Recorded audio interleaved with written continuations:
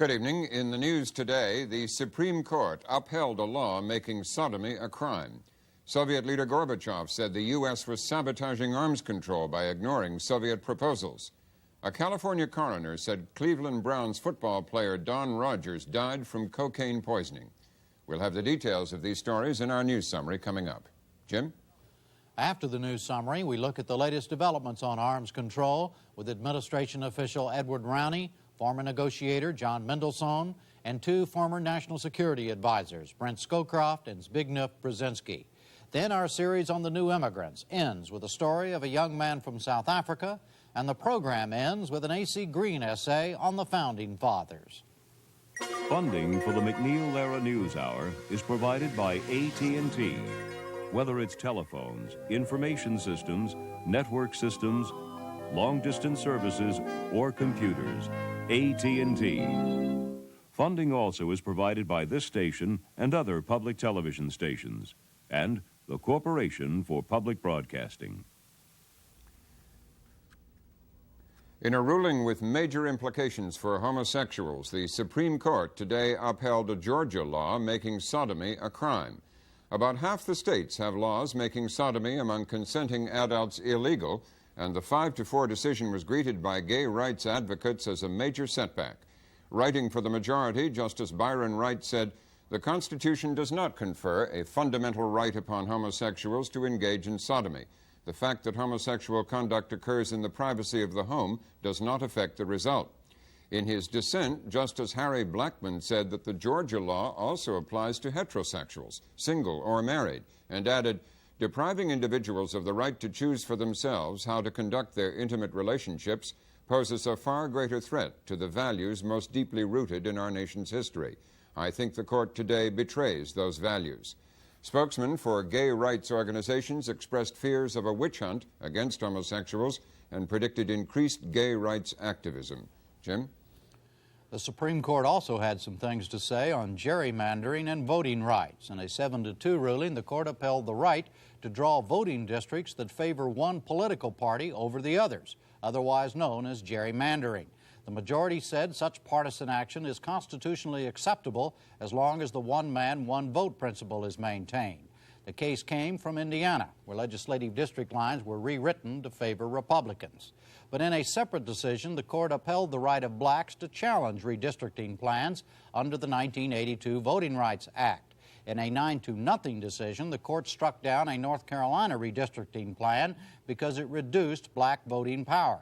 The court found the plan hurt the chances of electing blacks to the state legislature. Soviet leader Mikhail Gorbachev said today that the United States is sabotaging efforts at arms control by ignoring his proposals.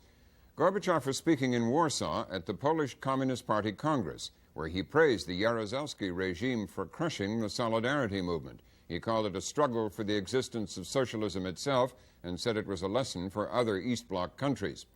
Turning to arms control, Gorbachev said, "American politicians generously spread declarations full of nice words about striving for peace and disarmament, while they act in an absolutely different way. They try to justify sabotaging this highly important issue by inventions about violations by us of particular points in the agreements." The White House said that U.S. officials are drafting a comprehensive reply to recent Gorbachev proposals. They include an offer to modify previous proposals on nuclear missiles in Europe and a call for a special meeting to discuss the Reagan administration threat to abandon the SALT II treaty. The Reagan administration is reassessing its policy toward South Africa. White House spokesman Larry Speakes today confirmed weekend speculation about such a review. He said the results will be given to President Reagan within the next several weeks. Weekend source stories said the reassessment includes better communication with anti-apartheid black leaders inside and outside South Africa. Speakes acknowledged the new look has been triggered by the increased violence in South Africa and the South African government's invoking of a state of emergency 2 weeks ago. The members of OPEC ended a 6-day meeting in Yugoslavia without agreement on a plan to limit their production as a way of reversing the slump in world oil prices. For the second month in a row, new home sales fell in May. After a 5.7% decline in April, they were down 11.6% in May, the biggest decline in 2 years. Even so, sales for the first 5 months of the year, January through May, were 20% ahead of last year and the best for 8 years. On Wall Street, the Dow Jones average broke new ground today. It briefly passed the 1900 mark for the first time in its history, then retreated to close at 1892.72, up 7.46 points for the day. Analysts attribute the market's continuing rise to a belief that the Federal Reserve Board will soon lower the discount or basic interest rate. First, there was the Bias case, the death from cocaine of All-American basketball star Lynn Bias. Now, 8 days later, there is the Rogers case, the death from cocaine of professional football star Don Rogers. Officials in Sacramento, California, held a news conference today on the case of Rogers, the 23-year-old Cleveland Browns defensive back who died Friday. County Coroner Charles Simmons ruled the death was accidental, but said it was not yet clear just what happened. At this time, the investigation has not determined when or how the cocaine was ingested. With the exception of therapeutically administered drugs during life-saving procedures, no other drugs, including alcohol, were discovered. We're having difficulty establishing when he might have taken the cocaine. There are two possibilities. One, that there was a cumulative effect of ingestion over a period of time. Another answer could be that he did take it right before he collapsed. We just don't know.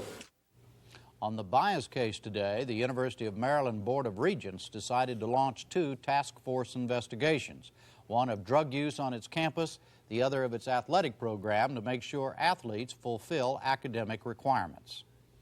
President Reagan paid tribute today to Senator John East, who committed suicide over the weekend at his home in Greenville, North Carolina. The conservative Republican died of carbon monoxide poisoning in his garage. Calling him a true patriot, President Reagan said in a statement, he was a quiet and effective legislator who never wavered in his belief in principle and his determination to keep our country strong. And that's it for the news summary tonight. Now a top-level discussion of where the United States and Soviets are going on arms control, the story of Sidney Marie, an immigrant from South Africa, and an essay on the Founding Fathers by A.C. Green.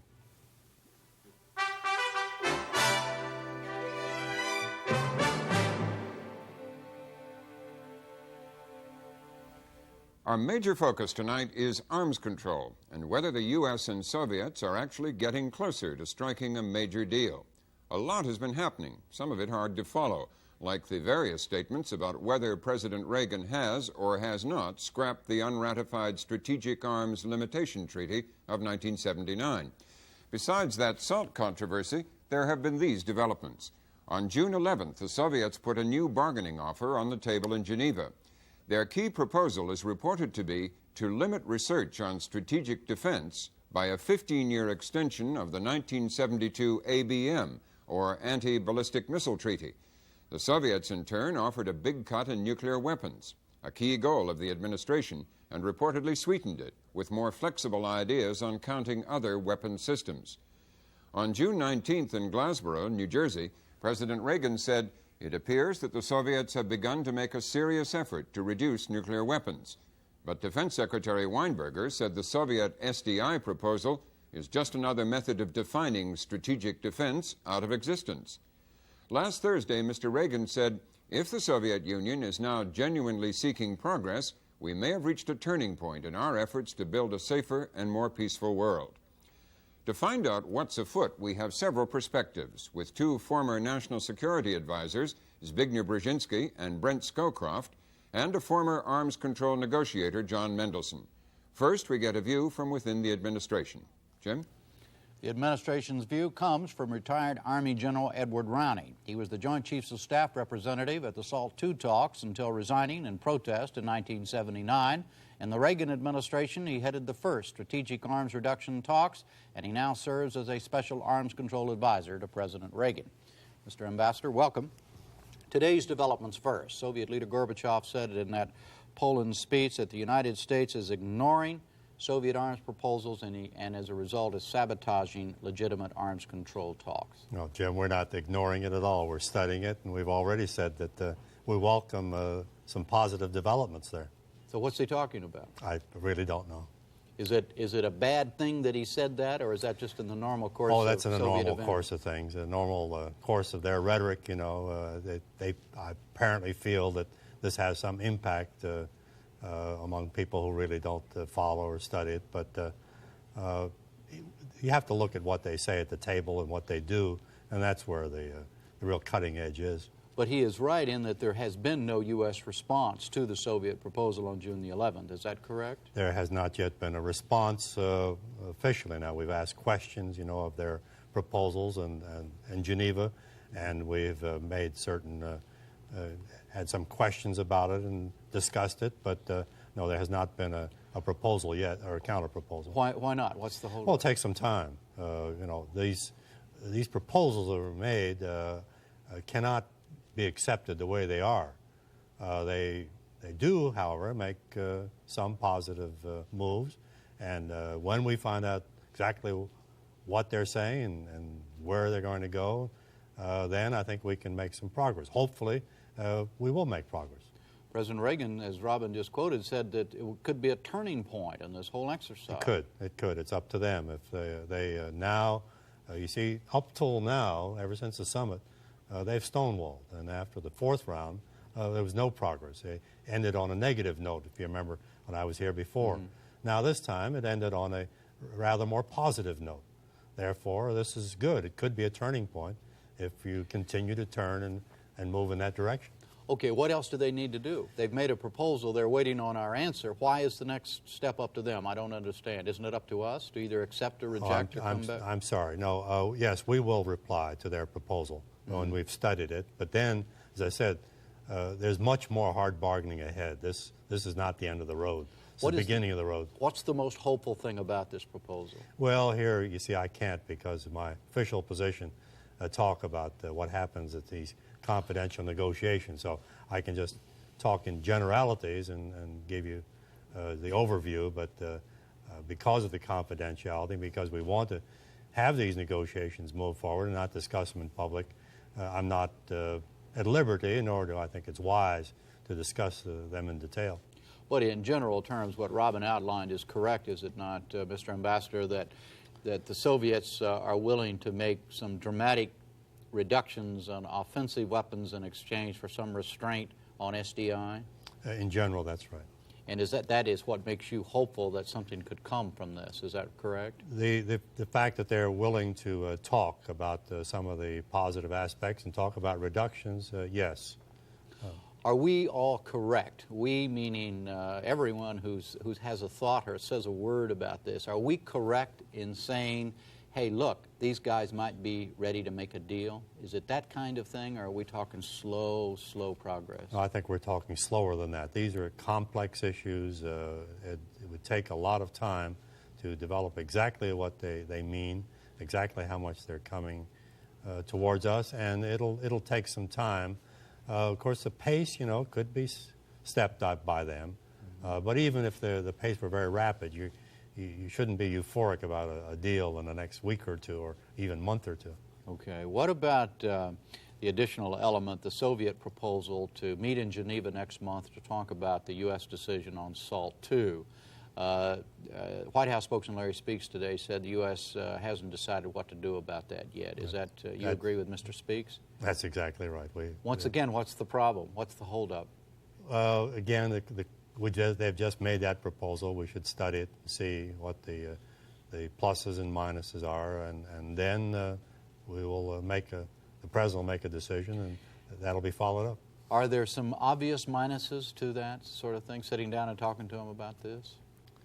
Well, this is a question I don't want to go into too much detail, because it does have pluses and minuses. On the one hand, you're ready to talk about anything which the SCC is entitled or has in its charter talk about, which are largely the violations. And if that's the subject, then that may influence the White House that way, in that direction. If you were involved in some peripheral way with covering events like that, would you go ahead and make hotel reservations in Geneva? I would wait the short time until the President makes his decision, and then I think I'd have plenty of time. Thank you. Yeah. Robin? Now we have a view from outside the administration. Jack Mendelson was a deputy director of the U.S. Arms Control and Disarmament Agency and was a member of the Strategic Arms Reduction Talks delegation in 1982-83. He's now deputy director of the Arms Control Association in Washington. Mr. Mendelson, do you see the opportunity for major agreement in the new Soviet proposals? I think the Soviet proposal does a lot of very positive things. Whether there's an opportunity for a major agreement or not is still in play. First of all, it clears a lot of clutter out of the position that existed previously. It takes away the intermediate range systems, and it also says something which everybody knew had to come sooner or later, and that is that SDI research, that which would be conducted inside laboratories. So just, may I interrupt you for a moment so we're clear? You say it takes away the intermediate range systems. That means it's dealing only with intercontinental systems. As far as I can understand. As far as missiles are concerned. Right, as far as I can understand from the reports that are in the newspapers, these intermediate range systems have been removed from the Soviet position. They're to be dealt with in another arena, but basically we're back to dealing with the intercontinental strategic systems. Mm-hmm. And the second bit of clutter that's been taken out is the obvious point that we would have to have gotten to in any case, and that is that SDI, or strategic defense research in laboratories, will be permitted with certain limitations. I think those are two very positive steps. So when Secretary Weinberger says this is just another attempt to define strategic defense out of existence, is that just a sort of very partisan position, or is that how do you react to that? Well, I don't think there's any question but that the Soviets are going to try to put as tight a clamp on U.S. SDI programs as possible. And I think it's quite right for the United States to maintain that laboratory research at a minimum should be permitted. And I think even the critics of the SDI program would admit that laboratory research on defenses should go forward. So there's going to be a little bit of tension, but I think basically that's a resolvable issue. But didn't Mr. Gorbachev hint a long time ago, as far back as last fall, that there was an interpretation on research which might be negotiable there? Absolutely right, and what they've done now is sort of carried this out at the table in Geneva. And all of this sort of hysteria about how the Soviets want to legislate this all out of existence, I think, was just that. It was hysteria. The Soviets had made it quite clear for some time that at the highest levels that they knew that research in the laboratories on strategic defenses was going to go forward. Well, is it to Mr. Reagan's and the administration's credit that by standing firm on FDI and other matters, they have brought the Soviets to this sort of apparent bargaining point? Well, that's an interesting and rather popular analysis. I think if you look at the Soviet proposal, what it actually shows you is that sticking by SDI has driven up the number of systems that the Soviets are prepared to live with. If I recollect correctly, the original Soviet proposal was to ban SDI and reduce weaponry by 50% to about 6,000 weapons.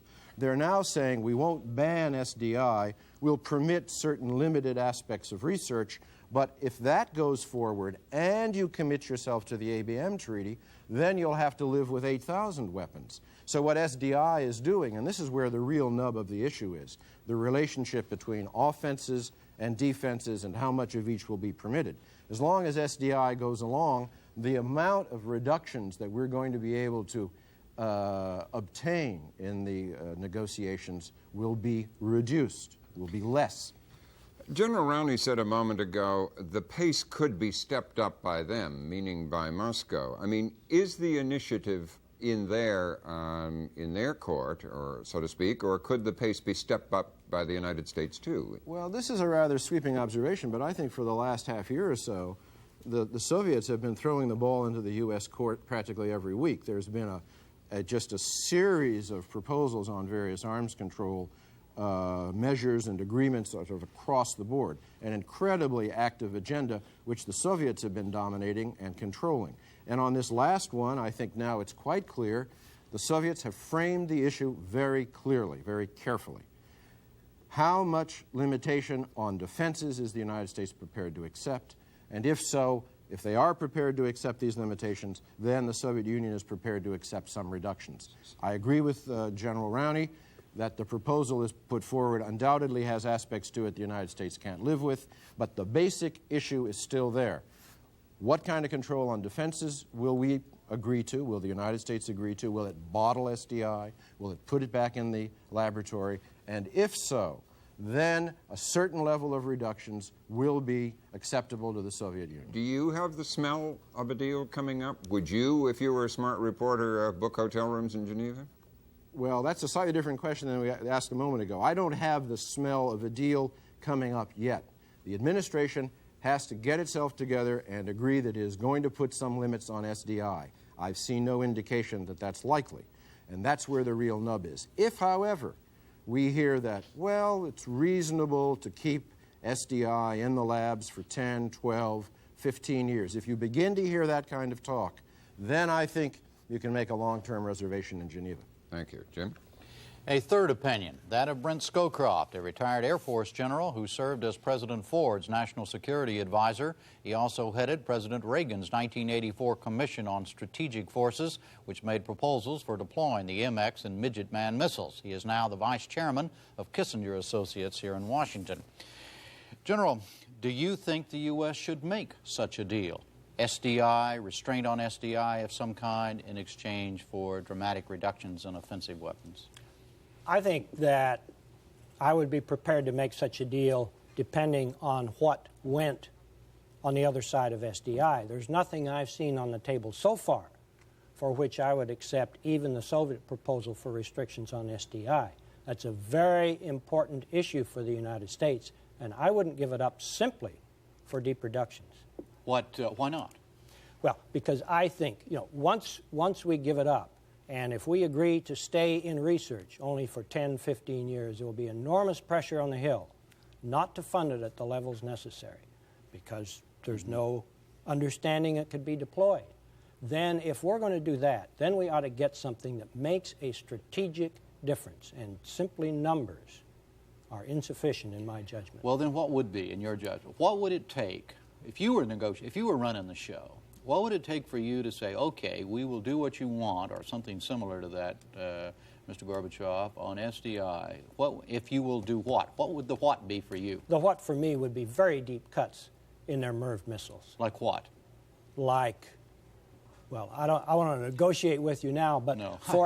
just for starters, I'm not empowered to do so. Just for starters, getting rid of the SS-18s. I think that would be a minimum for some kind of serious restriction on SDI, which I consider the Soviet proposal to be.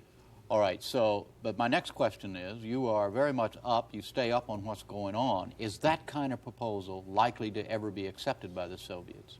Well, I don't know. I think it's more likely to be accepted than the clause in our present proposal, which is they take a unilateral 50% cut in throw weight. They're never going to do that without some trade-off. I don't know. I don't think we have probed what they're really prepared to pay for SDI because the administration has been unwilling to bargain. Now we see signs they may be, but I don't think we ought to underestimate the value of SDI. But you think we should be willing to negotiate? We should find out what the Soviets are really willing to give up? I certainly think we ought to be willing to negotiate. I think we ought to watch carefully what the price is likely to be. Do you think that the administration has handled the SDI issue properly, or do you agree with Mr. Mendelsohn? The end result of all of this is that it's actually escalated what the end result could be. No, I wouldn't fault the administration on SDI. I think it's early in the game. I think some of the claims for SDI may be overblown. It obviously has gotten the Soviets' attention. I think it remains to be seen whether they really want an arms control agreement other than the impression of the United States on the defensive and Gorbachev being the good guy. I think we still have to probe that. But I think, if in fact SDI will get us, for the first time, some serious change in the Soviet force posture, then I think it's worth it. How do you explain Mr. Mendelsohn's point that it's been the Soviets who have really been in charge of the agenda on arms control these last several months? They're the ones that have been coming up with proposals. It's the United States that hasn't seemed to counter it, et cetera, et cetera, et cetera. Is that, first of all, do you agree with him, and how do you account for that if you do? Yes, I agree with him, and I think you can account for it in one or two ways.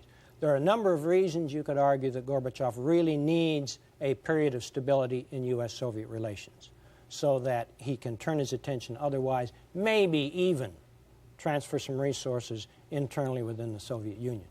But aside from that, and we don't know whether he really wants that, I think he clearly wants to appear the good guy and do whatever he can to keep the United States and Europe at odds. And the more he can press proposals on us, the more we appear unyielding, the more we look like the bad guys to the Europeans and he looks like the good guy. That in itself is progress for him.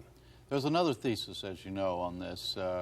General Senator Gore and others have said on this program that it's that Rowney, Edelman, and company, those who are in charge of arms control, really don't believe in arms control. And there's a big struggle within the administration. That's the reason it takes so long to get an answer. That's the reason there's been no progress. You've watched it. Do you agree with that? I'd rather let Ed speak for the administration. I think there are a variety of views within the administration on arms control and on its utility. And I wouldn't rule out the possibility there are some who think that at the very least the day of arms control has passed. Is that right? People... Some. People in high positions? Obviously, there's a wide spectrum of views on the administration about how to deal with the Soviet Union on this issue. Thank you. Robin? Next, we have the views of Zbigniew Brzezinski, President Carter's national security advisor and now a professor of government at Columbia University and counselor at the Georgetown Center for Strategic and International Studies. Mr. Brzezinski is the author of the just-released book Game Plan, which is about U.S.-Soviet relations. Mr. Brzezinski, do you see a big compromise arms control deal in the works? Well, it's in the works in the sense that negotiations are going on. I'm rather skeptical as to the likelihood of a very major deal developing in the near future, or perhaps even at all. Would you like to explain why you're skeptical? Well, first of all, it seems to me we have to go beyond what we have been discussing. We are focused in this discussion on numerical reductions. And that's difficult enough to achieve. And I think Brent Scowcroft was quite right in pointing out that it's not just a matter of numbers. It's also a question of what you reduce. And if certain systems are not reduced, you could end up with more instability rather than less. But beyond numbers, there is the issue of modernization. What inhibitions do you impose on the introduction of new systems, on the improvement of existing systems? That's a terribly sticky issue, as SALT II has shown. Beyond that, there's the issue of verification. How do you verify what has been agreed, either regarding reductions or inhibitions on modernization? And we need much more verification in any START agreement than we have had in SALT I or II. Beyond that, there's the large issue of Soviet strategic secrecy, the fact that the Soviets are doing things which are very troublesome to us, regarding which we do not know much, because their entire strategic program is conducted in secrecy. And that includes even a Soviet defense, strategic defense program. And finally, there is the question of the strategic defense. What are we prepared to trade? What do we need for stability into the 90s? I don't think we're near resolving any of these issues. Perhaps the first, but not the next four. Not near resolving them because they aren't analyzed correctly, or because the administration is so divided, or because there's a preponderance of people who don't believe in arms control? Why not nearly? There is some division in the administration, but that's not unusual. I suspect there's some division on the Soviet side, too. I think the issues are terribly complex. They're very difficult to deal with. And for the time being also, it seems to me, they're complicated by geopolitical disagreements, which induce greater suspicions, inhibitions towards reaching compromises. After all, it's very difficult to deal with the strategic arms issue alone, ignoring such problems as Afghanistan or Central America or the overall climate of relations. All of these things contribute to what is going to be, I think, a very protracted process, which at best will yield only partial, limited, interim agreements, and probably not a comprehensive agreement. If you were advising on policy now, would you be advising in favor of selling some delay in strategic defense initiative or prolonging the laboratory research period for some specific Soviet reductions? You've heard the earlier discussion. I would only be willing to make a compromise on the SDI if the reductions on the Soviet side were not only massive, but highly focused on potential first strike systems, both those that exist or might in the future be deployed, and only if such an agreement were accompanied by a truly effective, probably intrusive verification. And even then, I would like to reserve the right for the United States and for the Soviet Union to explore the possibility of some limited strategic defense for both sides in the 1990s and beyond, because in my judgment, we would both benefit, and our reciprocal stability would be enhanced if both sides had some limited strategic defense, reinforcing the survivability of their strategic systems.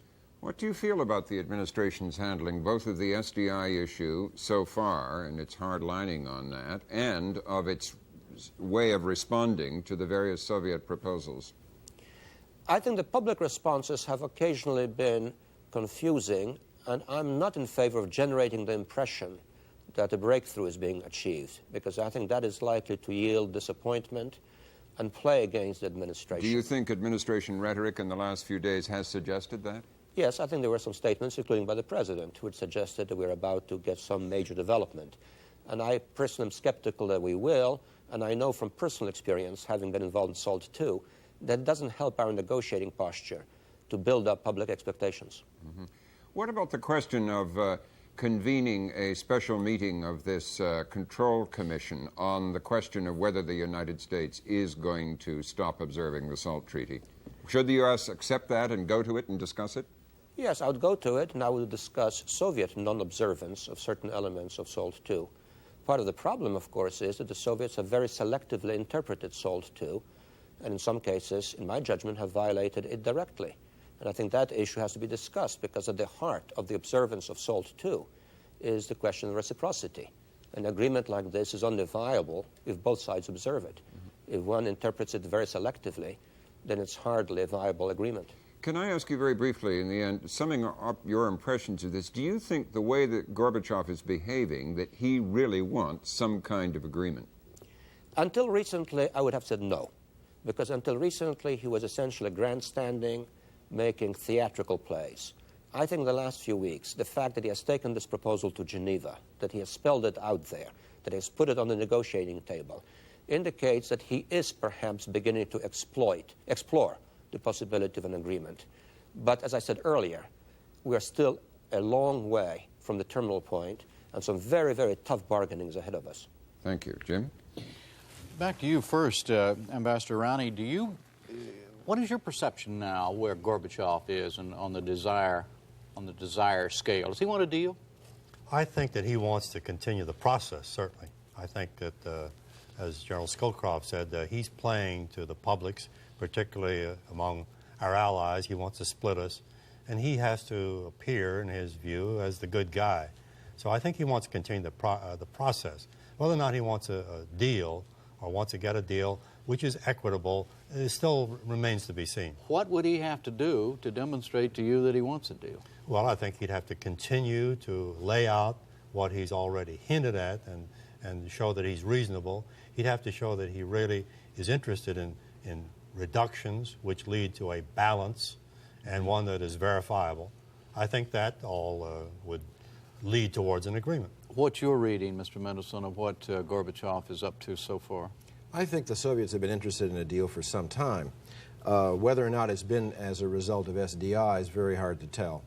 But I really do think they have a lot of internal issues that they would like to deal with rather than dealing with an upward spiral in the arms race. I think they need a foreign policy success, if you will, and that an agreement with the United States would certainly be considered that. I think they also realize the futility of allocating resources to the SDI, to the defensive-offensive arms spiral. They would like to work out something. It's been very difficult because they have deep concerns about the Strategic Defense Initiative, and the United States has appeared unwilling to satisfy those concerns in any way. That's what's been holding up progress. General Scowcroft, back to you on the issue of the summit. The suggestion is that Gorbachev is using the summit as a way to get an arms deal, that this is an oversimplification, that on the one hand you have Gorbachev, who very much wants an arms control deal. On the other hand, you have President Reagan, who very much wants a summit, and somewhere in there, they're going to work this thing out. Is that your reading of it? I think so. I think both sides have been maneuvering ever since the last summit. And Gorbachev is trying to pin us down on preconditions for a summit which would make it, in his terms, a success. And I think our notion is that really when we had the early idea for a summit early this summer, it was introduce Gorbachev to the United States kind of summit. And I think the two sides are still jockeying on it. Mr. Brzezinski, what's your view of why President Reagan why is a summit so important to him, and why is arms control apparently so important to Gorbachev? Well, I frankly don't agree that this summit is so important to the president. I think the president did quite well in Geneva. He deflected Gorbachev's effort to make it into an arms control summit. He made it into a get-acquainted summit. And now Gorbachev has been made to appear as if we have to pay him for a summit, which I think relieves the pressure on the president to have a summit. As far as Gorbachev is concerned, I think he would like an arms control agreement if he can have one on his own terms, so that the technological competition slows down, so that the Soviet Union retains certain options that it has had over the last few years. And I think our task is to nail down an agreement that is really watertight and airtight and stabilizes the relationship in all of its dimensions, including those which currently the Soviets are covertly exploiting. Has the subject of the summit come up in Geneva, General Rowney? I mean, when the negotiators are sitting there, is that the kind of thing that comes up? Hey, look, our guy wants a summit, and is that part of the discussion? No, that's not part of the discussion across the table. This is left for the higher masters. But let me just reinforce what Dr. Brzezinski said. Last summer, the Soviets wanted an arms control summit, arms control period. And the president said, look, there's a lot more to foreign policy, East-West relations. And if we were to get an agreement somehow but didn't improve relations, then the treaty would come apart. The Soviets insisted there be an arms control summit. It was not. It was on a broader scale.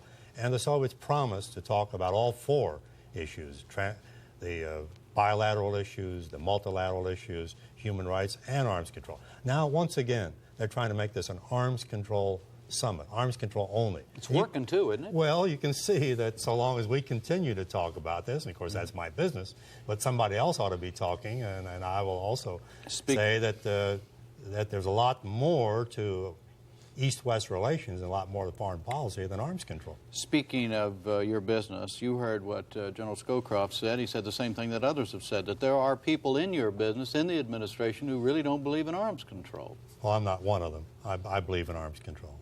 But how do you deal in that kind of atmosphere where you got people who are supposedly involved in arms control don't really want it? Well, I think I don't know, that people take it to that extreme. I know that people, as we do, when we negotiate with the Soviets, find it extremely difficult to negotiate with the Soviets, as we've talked about before. Their culture is different, their goals are different, and all this is done here amongst us and our press and our people and our legislators, not in the Soviet Union. Mr. Middleton, looking at it from the outside now, do you think the people who want arms control agreement are on top right now within the administration? Well, it certainly doesn't look that way to me. I mean, you've had an example just about 3 weeks ago at the end of May when the administration announced that it was going to repudiate the SALT II agreement. I think it's hard to argue that the people who are in favor of arms control won out on that decision. I think you'd have to say that most of the administration convinced the president, or the president himself was convinced, that we ought to junk what existing arms control there was. Is this unusual, gentlemen, for an administration to be divided on arms control like this, Dr. Brzezinski? Don't look at me. No, it's not unusual. But, that's inherent in the nature of things. We're a democracy. We're a pluralistic society. There are many different institutions helping to shape policy. And last but not least, even in the Soviet Union, in a much more regimented society, I would bet you my last ruble that there are many, many fundamental differences at work, too. Okay. Thank you, gentlemen, all four, for being with us tonight.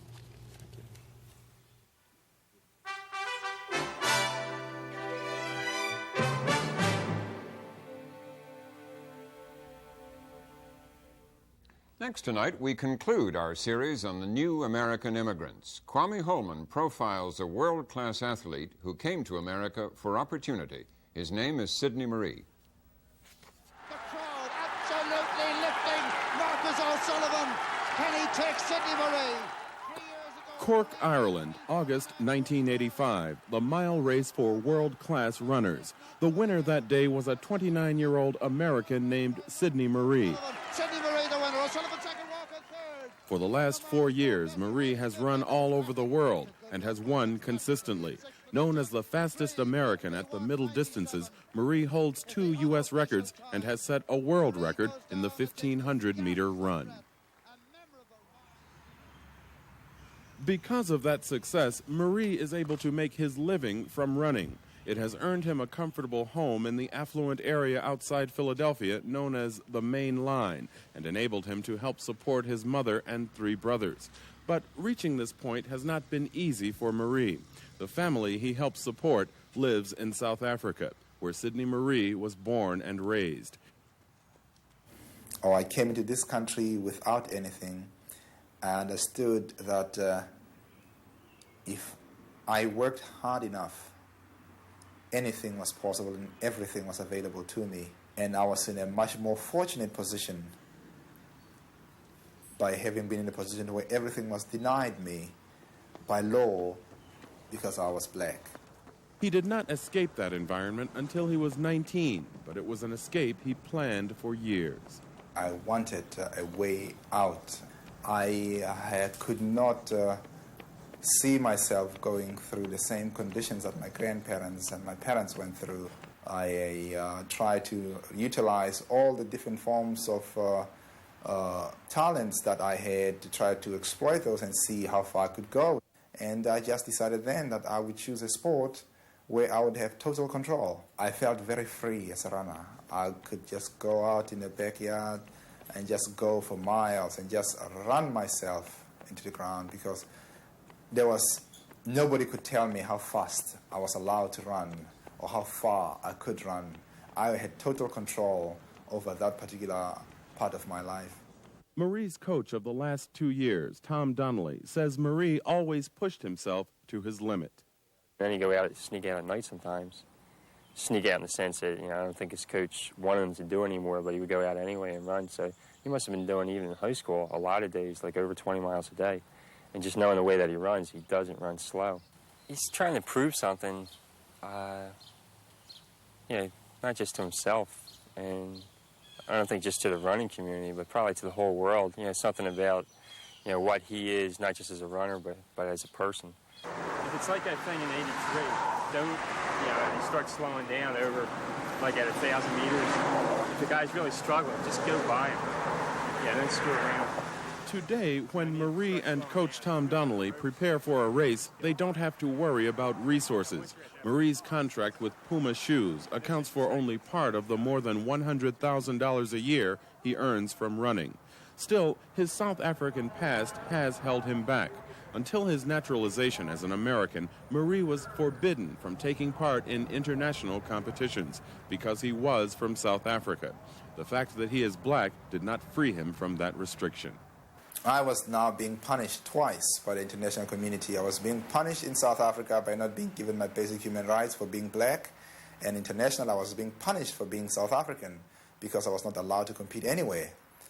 And to me, there was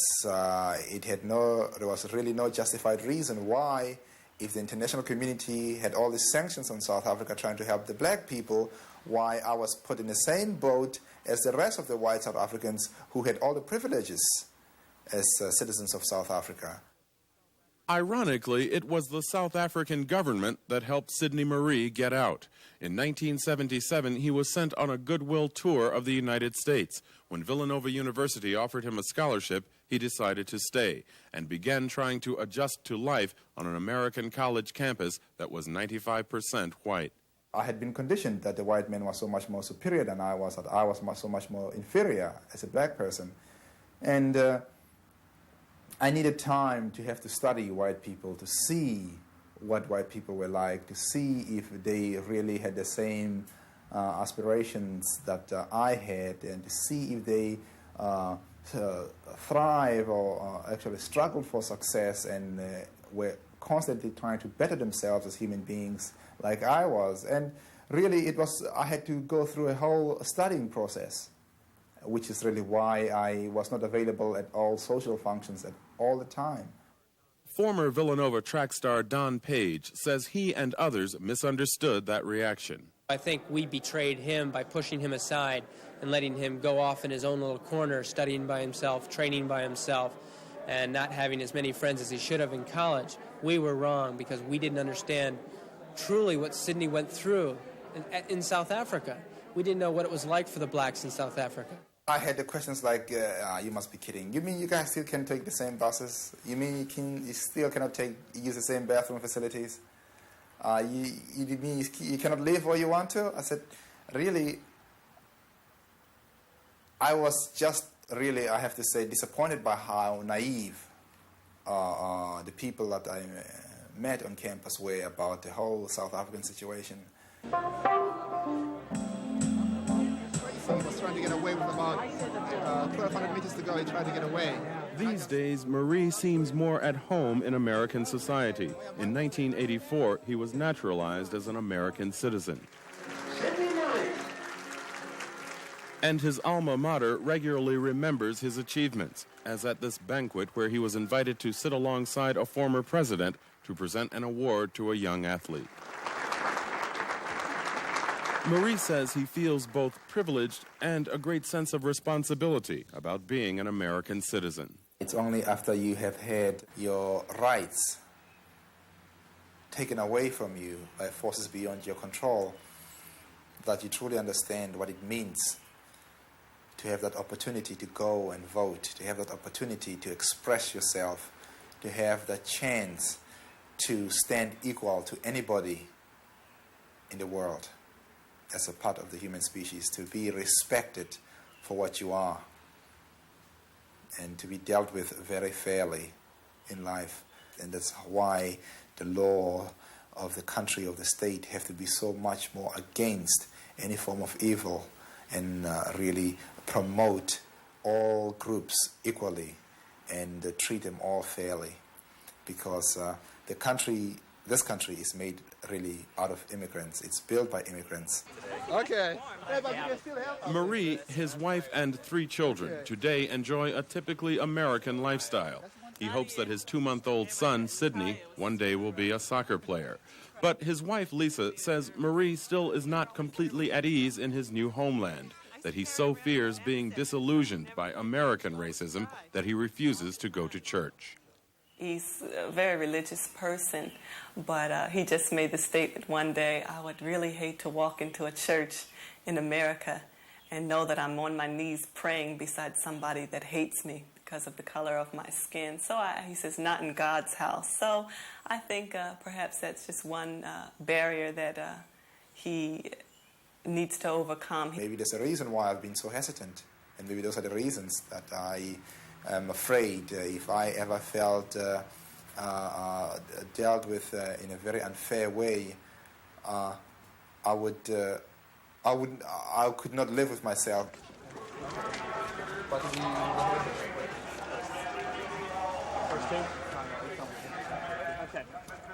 Despite his concerns about racism, Marie insists that he is a sportsman, not a politician. He has been criticized by those who want him to condemn the government of his homeland. I feel as if I have been critical enough of the South African government. I have just maybe not been critically violent, which I do not feel is necessary. To me, it's very important to maintain a position where I can go back and forth into South Africa and be respected for what I am. And then more and more white South Africans will understand that the only reason I'm different is only because I was given a fair chance, an opportunity. Friends say Marie is more confident and settled now than ever before.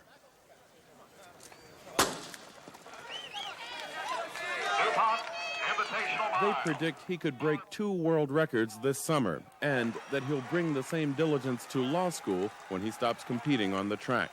2 weeks ago, at the familiar Villanova track around the corner from his home, Marie got a good start on the racing season. winning a 3-minute 53-second mile, one of the fastest of the summer.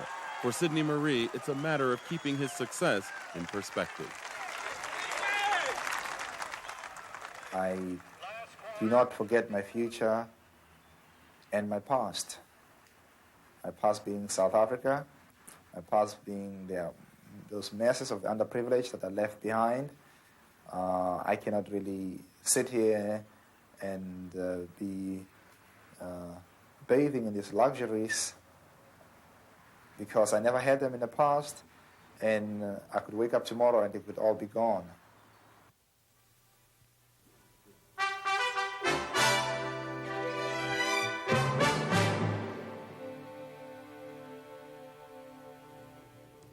This is the week of the 4th of July, and we will be observing it with a series of essays on finding America. First up is Texas writer A.C. Green to tell us about how he found the Founding Fathers. One summer evening in the middle of World War II, I found myself wandering the streets of Philadelphia, a little lost and more than a little lonesome. I had arrived in town only a few days before, a sailor from Texas who had never been any farther east than Chicago.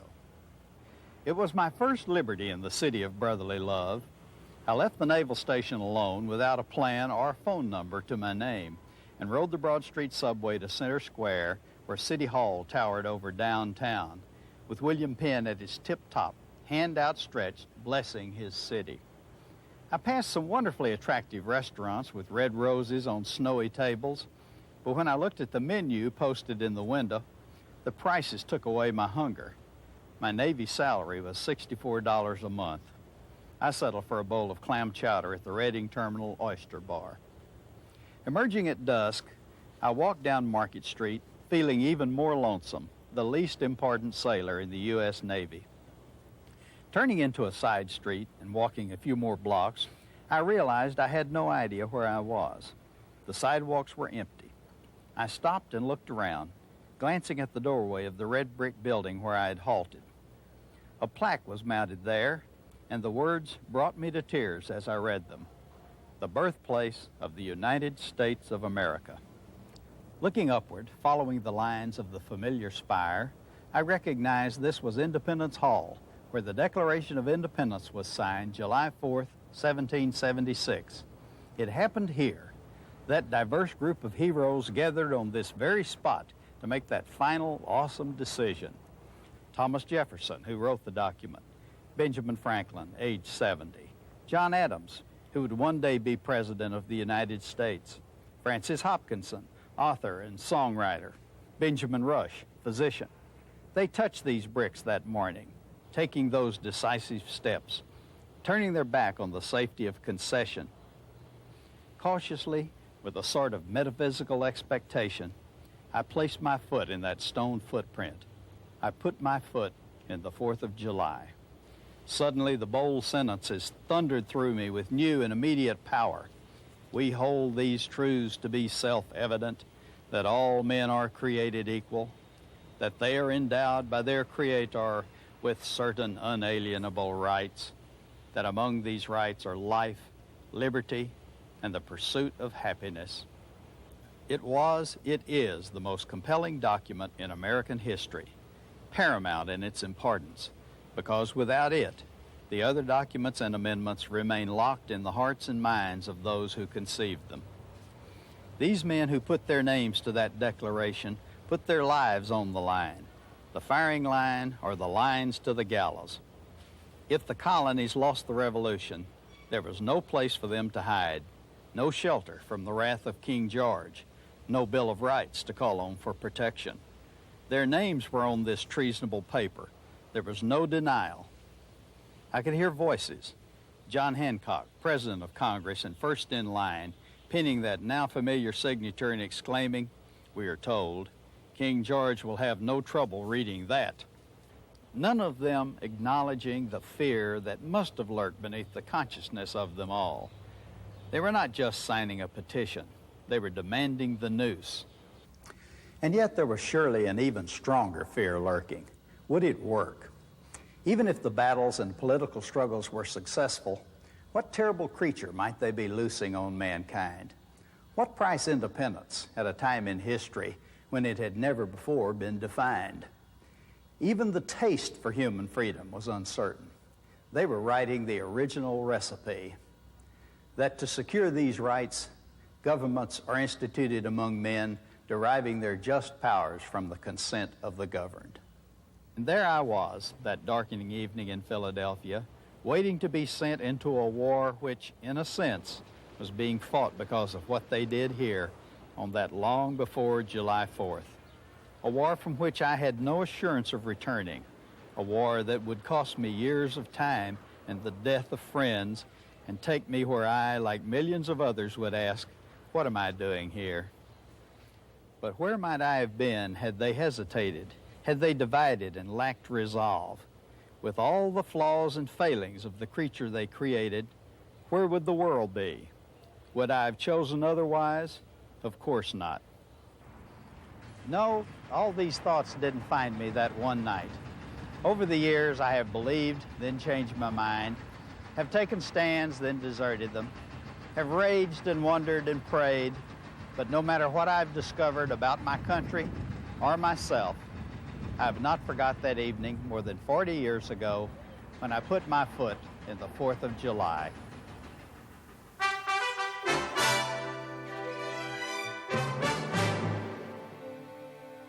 Once again, the main stories of the day. The Supreme Court upheld a law making sodomy a crime. Soviet leader Gorbachev said the U.S. was sabotaging arms control by ignoring Soviet proposals. A California coroner said Cleveland Browns football player Don Rogers died from cocaine poisoning. Good night, Jim. Good night, Robin. We'll see you tomorrow night. I'm Jim Lehrer. Thank you and good night. Funding for the MacNeil-Lehrer NewsHour is provided by AT&T. Whether it's telephones, information systems, network systems, long-distance services, or computers, AT&T. Funding also is provided by this station and other public television stations, and the Corporation for Public Broadcasting.